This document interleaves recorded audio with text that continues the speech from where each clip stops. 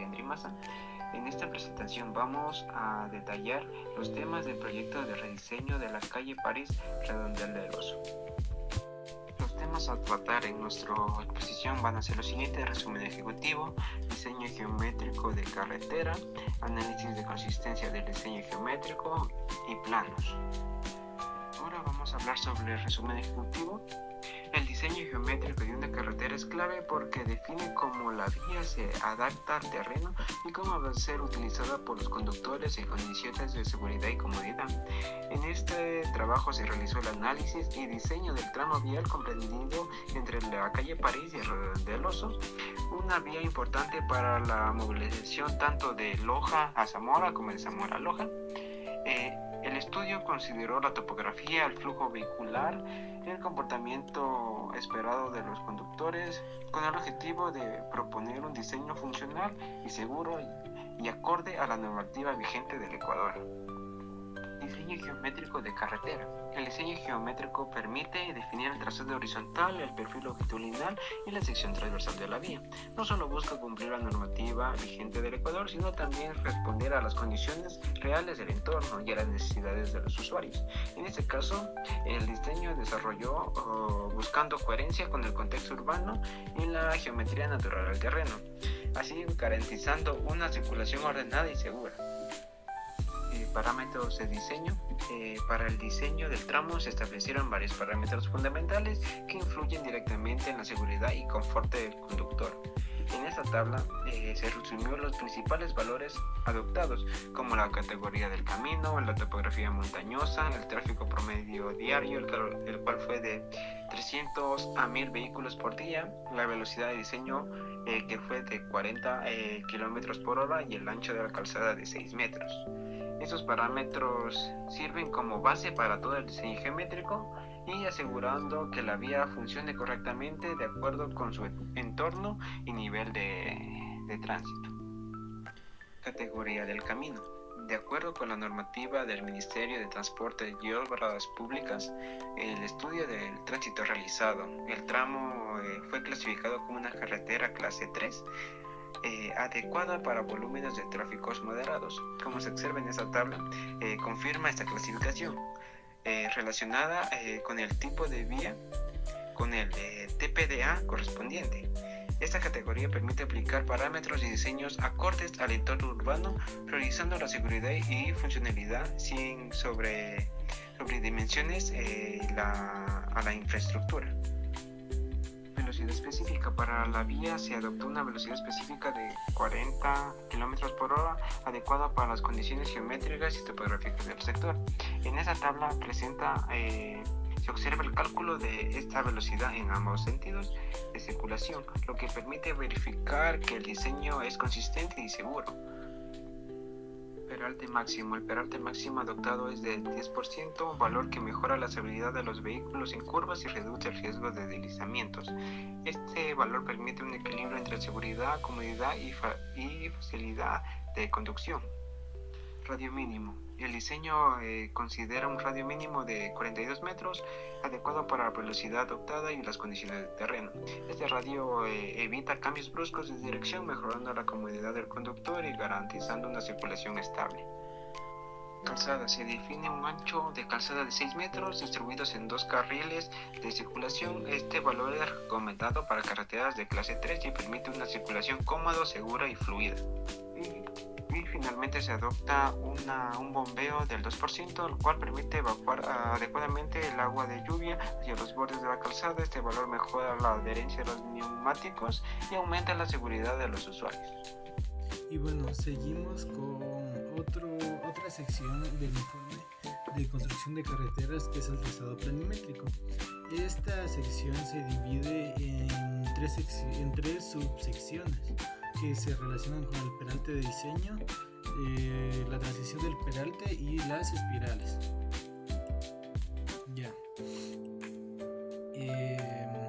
El peralte de diseño se lo define como la inclinación transversal de la calzada en curvas que mejoran la seguridad y estabilidad del vehículo, según la velocidad y el radio de la curva.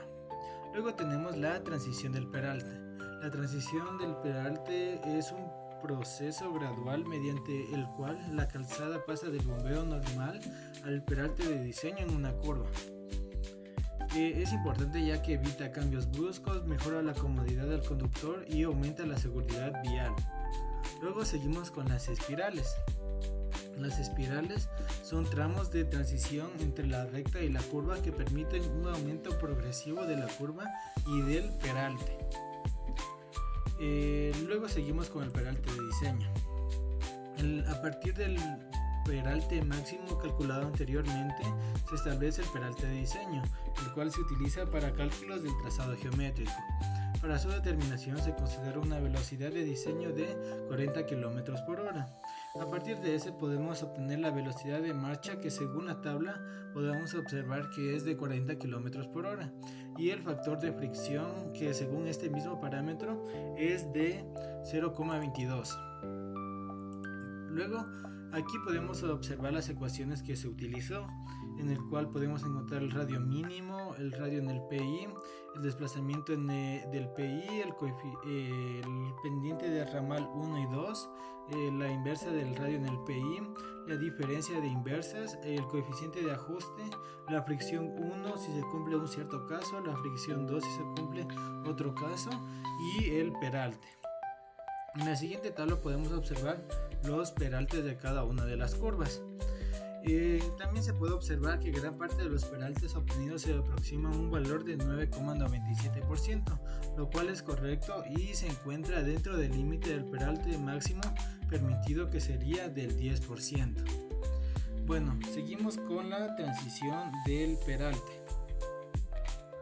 La transición para el cálculo completo de este apartado es necesario dividir el proceso en 3 etapas fundamentales, lo que permite asegurar una distribución eficiente y progresiva del peralte. Estas secciones son elementos geométricos importantes, abscisas importantes y distribución del peralte. A continuación podemos observar las ecuaciones utilizadas, en el cual podemos encontrar elementos como tangente, longitud de la curva, abscisa del PC, abscisa del PT y longitud del desarrollo del peralte y la longitud de la tangente extendida. Aquí podemos observar los elementos importantes de cada una de las curvas. A continuación, una vez definidos los elementos principales de cada curva, se calculan 8 abscisas distribuidas antes y después del peralte máximo, utilizando las ecuaciones que se presentan a continuación. Aquí podemos ver la tabla en la cual se encuentra cada una de las curvas con sus respectivas abscisas.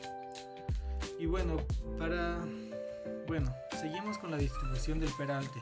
Para la distribución del peralte se utilizó la fórmula del peralte en el punto PC. Por ende, se puede observar que en las 4 primeras curvas se utiliza el valor del bombeo. En la siguiente abscisa se utiliza el valor del PC, del peralte en el PC, y en la siguiente abscisa se puede ver el peralte máximo o el peralte de diseño, que sería en este caso, distribuidas de manera progresiva. También es importante recalcar que la distribución se la realiza tanto para el borde interno como para el borde externo de la calzada, como se puede observar aquí. Y luego calculamos la diferencia de alturas en cada una de las abscisas. Para calcular este apartado únicamente se multiplicó por 3 los peraltes mostrados anteriormente, y este valor de 3 se debe al ancho de la calzada. Por ende, también encontramos diferencia de alturas para el borde interno y para el borde externo de la calzada. Luego seguimos con las espirales. Para el cálculo de la longitud de dichas espirales se considera parámetros de diseño previamente establecidos, como el peralte máximo del 10%, la velocidad específica de 40 km por hora, el ancho del carril de 3 metros y el bombeo normal de 2%.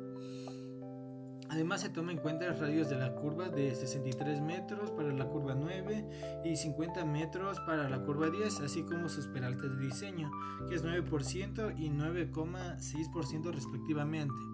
A continuación, en la diapositiva se puede observar una captura del Civil 3D donde se puede observar estas curvas representadas en este programa. Luego tenemos las fórmulas. Entre las fórmulas podemos encontrar la longitud mínima de la espiral, que obtenemos dos fórmulas, la cual se elige la que tiene el valor mayor.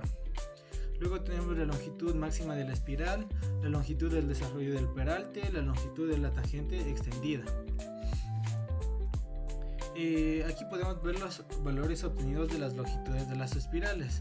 En la curva 9, para esta curva se selecciona un valor superior a la longitud correspondiente al desarrollo del peralte, debido a que una inclinación menor produciría una transición demasiado brusca, lo cual podría afectar a la estabilidad y seguridad de los vehículos al ingresar a la curva. Por ello se adopta el valor correspondiente a la longitud máxima de la espiral. Y en el caso de la curva 10 es un caso similar, ya que se elige la longitud máxima de la espiral, ya que corresponde al valor máximo permitido por la normativa. Luego seguimos con las longitudes de las entretangencias mínimas y máximas. Esto es con el objetivo de comprobar si estos cumplen con los criterios establecidos para el diseño de la ruta. Para ello se utiliza la velocidad específica, la cual se multiplica por los intervalos de 5 y 15 segundos, tiempos que representan el lapso necesario para que el conductor realice un cambio de dirección, se estabilice luego de salir de una curva y se prepare adecuadamente para enfrentar la siguiente. Aquí se puede observar las ecuaciones para la longitud mínima y máxima, y se obtuvo valores de 55,56 como valor mínimo y máximo de 600 metros. Es importante destacar que las longitudes de las entretangencias correspondientes a todos los elementos de la curva se encuentran dentro de los límites mínimos y máximos establecidos por la norma vigente. Y bueno, ya para finalizar esta sección, en este capítulo se evaluó el diseño geométrico del tramo comprendido entre las calles París y Redondel del Oso, considerando las condiciones reales del terreno, el tipo de tráfico y el entorno. Para ello se utilizaron parámetros fundamentales como la velocidad de diseño, los radios de las curvas, el peralte, el bombeo y el ancho de la calzada. Con base en estos aspectos, el trazado fue definido buscando un equilibrio entre la seguridad y la comodidad de los usuarios, adaptándose a las pendientes y limitaciones del sector. Como resultado, se obtuvo un diseño que cumple con la normativa vigente y que mejora la seguridad vial, la fluidez del tránsito y la experiencia de conducción. Gracias. Análisis de consistencia del diseño geométrico. En esta parte de la exposición vamos a analizar la consistencia del diseño geométrico. Este análisis permite evaluar si los elementos del trazado son coherentes entre sí y si responden al comportamiento real de los conductores. No se trata solo de cumplir normas, sino de verificar que la vía sea predecible, cómoda y segura para quienes la utilizan. Este análisis se aplicó al tramo comprendido entre la calle París que va hasta el Redondel del Oso.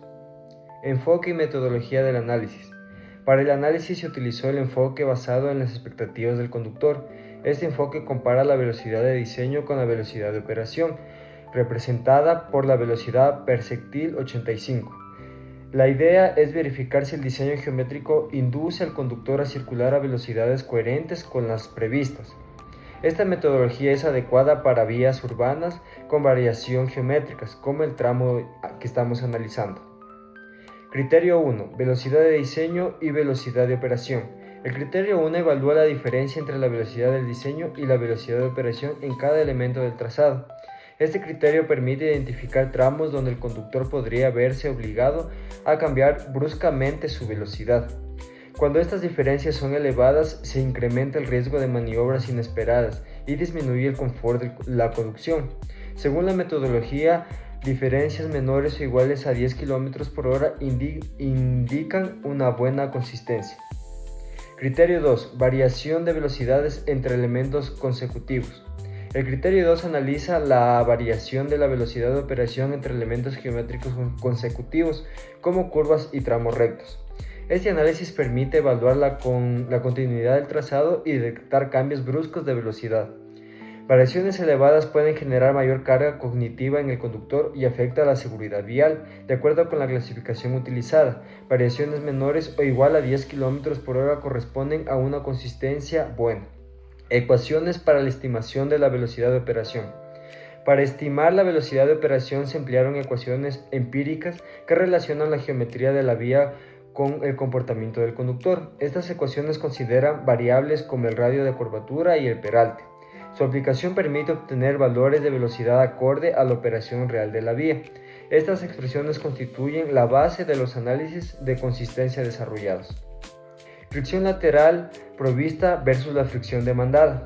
Finalmente se analizó la fricción lateral para verificar la estabilidad de los vehículos en curvas horizontales. Se comparó la fricción demandada por los vehículos con la fricción provista por la superficie de la rodadura. Considerando un peralte de 6%, se observa que en todas las curvas la fricción provista es mayor que la demandada. Eso garantiza condiciones adecuadas de seguridad y de control vehicular. Análisis de velocidad de operación, sentido de ida. El análisis de la velocidad de operación se realizó de manera independiente para cada sentido de la circulación. En el sentido de ida, los resultados muestran un comportamiento uniforme del conductor. Las velocidades estimadas son coherentes con la geometría del trazado. No se identifican variaciones que comprometan la seguridad vial. Análisis de velocidad de operación en sentido de vuelta. De forma similar, en el sentido de vuelta se aplicó la misma metodología de análisis de los resultados obtenidos que muestran un comportamiento comparable al sentido de ida. La velocidad se mantiene consistentes y acordes al diseño geométrico. Esto confirma la uniformidad del trazado en ambos sentidos de circulación. Bueno, para concluir el trabajo en esta última parte se presentan los planos del proyecto vial, los cuales representan de manera gráfica el alineamiento completo del tramo de la calle París Redonda del Oso. Debido a la longitud del proyecto, el trazado total de la vía fue dividido y representado en 3 planos, donde cada uno corresponde a un sector consecutivo del alineamiento, permitiendo una mejor lectura y comprensión del diseño. En el primer plano se muestra el inicio del tramo, donde se puede observar el desarrollo inicial del alineamiento horizontal. En este sector se identifican las primeras tangentes y curvas diseñadas de acuerdo con los parámetros previamente definidos, como la velocidad de diseño de 40 km por hora, los radios mínimos y el peralte máximo del 10%. Este plano permite evidenciar cómo el eje de la vía se adapta progresivamente al terreno, manteniendo una geometría coherente que guía al conductor de forma natural desde el punto de inicio del proyecto. En el segundo plano se presenta el sector intermedio de la vía, el cual concentra una mayor cantidad de elementos gráficos, como pueden ser curvas consecutivas, transiciones, intertangencias. Este tramo es especialmente importante, ya que refleja la aplicación del criterio de consistencia del diseño geométrico, garantizando que no existan cambios bruscos de velocidad ni de dirección. El trazado representado en este plano demuestra que las curvas, los peraltes y el longitud de transición fueron definidos para ofrecer una conducción cómoda, segura y continua a lo largo del trayecto de la vía. Y bueno, finalmente tenemos el tercer plano, en el cual nos muestra el tramo final del alineamiento, que conduce hacia el Redondel del Oso. En esta parte del proyecto se observa cómo el diseño mantiene la coherencia geométrica hasta el final de la vía, asegurando una adecuada conexión con la infraestructura existente. Las últimas curvas y tangentes fueron diseñadas respetando los mismos parámetros adoptados para todo el tramo, lo que permite conservar una uniformidad en el diseño y seguridad vial hasta el punto en el que se cierre la vía luego del proyecto. En conjunto, estos 3 planos presentan de forma integral el trazado completo de la vía. Cada plano corresponde a una parte específica del alineamiento, pero todos responden a un mismo criterio de diseño, basado en una normativa como lo es la MOP 2002, el análisis geométrico y la seguridad del usuario. De esta manera, los planos constituyen la síntesis final del trabajo realizado y evidencian una propuesta técnica coherente, funcional y adecuada para las condiciones reales del tramo estudiado.